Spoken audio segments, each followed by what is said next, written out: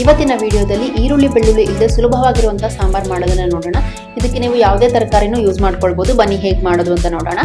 ನಾನಿಲ್ಲಿ ಒಂದು ಬಾಣಲಿನ ಬಿಸಿ ಮಾಡಲಿಕ್ಕೆ ಇಟ್ಕೊಂಡಿದ್ದೀನಿ. ಇದಕ್ಕೆ ಸುಮಾರು 3 ರಿಂದ 4 ಟೇಬಲ್ ಸ್ಪೂನ್ ಅಷ್ಟು ಎಣ್ಣೆನ ಹಾಕೊಳ್ತಾ ಇದ್ದೀನಿ. ಎಣ್ಣೆ ಚೆನ್ನಾಗಿ ಕಾದ ನಂತರ 3 ಟೇಬಲ್ ಸ್ಪೂನ್ ಅಷ್ಟು ಕಡಲೆಬೇಳೆ ಹಾಗೆ 2 ಟೇಬಲ್ ಸ್ಪೂನ್ ಅಷ್ಟು ಉದ್ದಿನಬೇಳೆ ಹಾಕೊಂಡ್ಬಿಟ್ಟು ಲೋ ಫ್ಲೇಮಲ್ಲಿ ಫ್ರೈ ಮಾಡ್ಕೊಳ್ತಾ ಇದ್ದೀನಿ.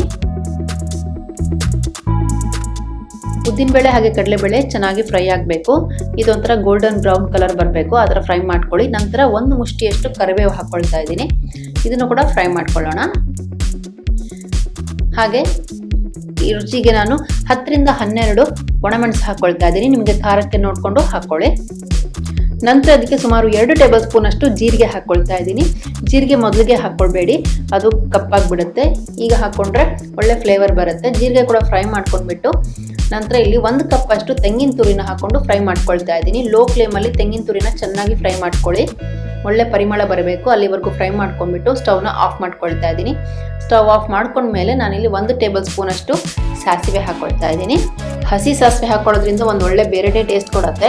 ಹಾಗೆ 1 ದೊಡ್ಡ ಲಿಂಬೆ ಗಾತ್ರದಷ್ಟು ಹುಣಸೆ ಹಣ್ಣು, ಅರ್ಧ ಚಮಚ ಹಿಂಗ್ ಪೌಡರ್, ಅರ್ಧ ಚಮಚ ಅರಿಶಿನ ಪೌಡರ್ ಹಾಗೆ 1/4 ಕಪ್ ಅಷ್ಟು ಬೆಲ್ಲನ ಹಾಕೊಳ್ತಾ ಇದ್ದೀನಿ. ನೀವು ಹಿಂಗ್ ಪೌಡರ್ ಬದಲು ಹಿಂಗ್ ಪೇಸ್ಟ್ ಕೂಡ ಯೂಸ್ ಮಾಡ್ಕೊಳ್ಬೋದು. ಇದನ್ನೆಲ್ಲ ಮಿಕ್ಸ್ ಮಾಡಿಕೊಂಡು ಸ್ವಲ್ಪ ತಣದ ಮೇಲೆ ಸ್ಮೂತಾಗಿ ಗ್ರೈಂಡ್ ಮಾಡ್ಕೊಂಡು ಇಟ್ಕೊಳ್ತಾ ಇದ್ದೀನಿ. ಈಗ ಮತ್ತದೇ ಬಾಣಲಿನಲ್ಲಿ ಒಗ್ಗರಣೆಗೆ ಸುಮಾರು 2 ಟೀ ಸ್ಪೂನ್ ಅಷ್ಟು ಎಣ್ಣೆ ಹಾಕ್ಕೊಂಡು ಬಿಸಿ ಮಾಡ್ಕೊಳ್ತಾ ಇದ್ದೀನಿ. ನಂತರ ಅದಕ್ಕೆ 1 ಟೀ ಸ್ಪೂನ್ ಅಷ್ಟು ಸಾಸಿವೆ, ನಂತರ ಇದಕ್ಕೆ 1 ಟೀ ಸ್ಪೂನ್ ಅಷ್ಟು ಜೀರಿಗೆ, ಸ್ವಲ್ಪ ಕರಿಬೇವು ಹಾಗೆ 1 ಒಣಮೆಣಸನ್ನ ಕಟ್ ಮಾಡಿ ಹಾಕೊಳ್ತಾ ಇದ್ದೀನಿ. ಇದನ್ನೆಲ್ಲ ಒಂದು 10 ಸೆಕೆಂಡ್ ಫ್ರೈ ಮಾಡ್ಕೊಳ್ಳೋಣ. ನಂತರ ನಾನಿಲ್ಲಿ ಕಟ್ ಮಾಡ್ಕೊಂಡಿರುವಂತಹ 2 ಟೊಮೆಟೊನ ಹಾಕೊಂಡು ಮಿಕ್ಸ್ ಮಾಡ್ಕೊಳ್ತಾ ಇದ್ದೀನಿ. ಟೊಮೆಟೊ ತುಂಬ ಮ್ಯಾಶ್ ಆಗಬೇಕು ಅಂತ ಇಲ್ಲ, ಸ್ವಲ್ಪ ಬೆಂದರೆ ಸಾಕು. ಇದಕ್ಕೆ ಈಗ ನಾನು 1/4 ಚಮಚದಷ್ಟು ಅರಿಶಿನ ಹಾಕೊಂಡು ಮಿಕ್ಸ್ ಮಾಡ್ಕೊಳ್ತಾ ಇದ್ದೀನಿ. ನಂತರ ನಾನು ಈಗಾಗಲೇ 2 ಹೀರೆಕಾಯಿನ ಕಟ್ ಮಾಡಿ ಇಟ್ಕೊಂಡಿದ್ದೀನಿ, ಅದನ್ನ ಹಾಕೊಳ್ತಾ ಇದ್ದೀನಿ. ನೀವು ಹೀರೆಕಾಯಿನೇ ಹಾಕಬೇಕು ಅಂತ ಇಲ್ಲ, ಇದಕ್ಕೆ ಮಂಗಳೂರು ಸೌತೆಕಾಯಿ ಅಥವಾ ಬೂದ್ಗುಂಬಳಕಾಯಿ ಯಾವ ತರಕಾರಿ ಬೇಕಾದ್ರೂ ಯೂಸ್ ಮಾಡ್ಕೊಳ್ಬೋದು. ನಾನಿಲ್ಲಿ ಹೀರೆಕಾಯಿನ ಹಾಕೊಳ್ತಾ ಇದ್ದೀನಿ. ಹೀರೆಕಾಯಿನ ಸ್ವಲ್ಪ ಚೆನ್ನಾಗಿ ಮಿಕ್ಸ್ ಮಾಡ್ಕೊಂಡ್ಬಿಟ್ಟು ಇದಕ್ಕೆ ರುಚಿಗೆ ತಕ್ಕಷ್ಟು ಉಪ್ಪನ್ನ ಹಾಕ್ಕೊಂಡು ಮಿಕ್ಸ್ ಮಾಡ್ಕೊಳ್ಳಿ. ನಂತರ ತರಕಾರಿ ಬೇಯೋಷ್ಟು ನೀರನ್ನ ಹಾಕ್ಕೊಂಡ್ಬಿಟ್ಟು ಬೇಯಿಸ್ಕೊಳ್ತಾ ಇದ್ದೀನಿ. ಜಾಸ್ತಿ ನೀರು ಹಾಕ್ಕೊಳ್ಳೋದು ಬೇಡ. ನಾನಿಲ್ಲಿ ಸುಮಾರು 1.5 ರಿಂದ 2 ಕಪ್ ಅಷ್ಟು ನೀರು ಯೂಸ್ ಮಾಡಿದ್ದೀನಿ. ನೀರು ಹಾಕ್ಕೊಂಡು ಒಂದ್ಸತಿ ಚೆನ್ನಾಗಿ ಮಿಕ್ಸ್ ಮಾಡ್ಕೊಂಡ್ಬಿಟ್ಟು ಇದನ್ನ ಬೇಯಕ್ಕೆ ಬಿಡೋಣ. ಸುಮಾರು 8 ರಿಂದ 10 ನಿಮಿಷದಲ್ಲಿ ಇದು ಬೇಯುತ್ತೆ.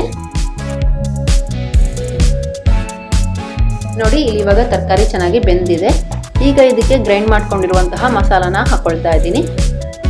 ನೀವು ಇದಕ್ಕೆ ಮಂಗಳೂರು ಸೌತೆ ಅಥವಾ ಬೂದ್ಗುಂಬಳಕಾಯಿ ಯೂಸ್ ಮಾಡಿದ್ರೆ ಇನ್ನೂ ತುಂಬಾನೇ ಚೆನ್ನಾಗಿ ಬರುತ್ತೆ. ಇದನ್ನ ಮಿಕ್ಸ್ ಮಾಡ್ಕೊಂಡ್ಬಿಟ್ಟು ಕನ್ಸಿಸ್ಟೆನ್ಸಿಗೆ ನೀರು ಹಾಕ್ಕೊಳ್ಳಿ. ನಾನಿಲ್ಲಿ ಸುಮಾರು 2 ಕಪ್ ಅಷ್ಟು ನೀರನ್ನ ಯೂಸ್ ಮಾಡಿದ್ದೀನಿ. ಸ್ವಲ್ಪ ದಪ್ಪ ಇದ್ರೇನೆ ಚೆನ್ನಾಗಿರುತ್ತೆ. ಇದು ನಿಮಗೆ ತೆಳು ಬೇಕಿದ್ರೆ ಸ್ವಲ್ಪ ಜಾಸ್ತಿ ನೀರು ಹಾಕೊಳ್ಬಹುದು.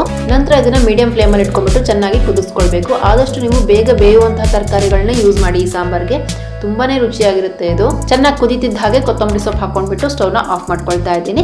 ಚೆನ್ನಾಗಿ ಒಂದ್ಸರಿ ಮಿಕ್ಸ್ ಮಾಡ್ಕೊಳ್ಳಿ. ನೀವು ಇದನ್ನ ಒಮ್ಮೆ ಟ್ರೈ ಮಾಡಿ ನೋಡಿ ಹೇಗಾಗಿದೆ ಅಂತ ನನಗೆ ಕಾಮೆಂಟ್ಸ್ ಅಲ್ಲಿ ತಿಳಿಸಿ. ನಿಮ್ಗೆ ಈ ವಿಡಿಯೋ ಇಷ್ಟ ಆಗಿದ್ರೆ ಲೈಕ್, ಶೇರ್, ಕಾಮೆಂಟ್ ಮಾಡೋದನ್ನ ಮರಿಬೇಡಿ. Thank you.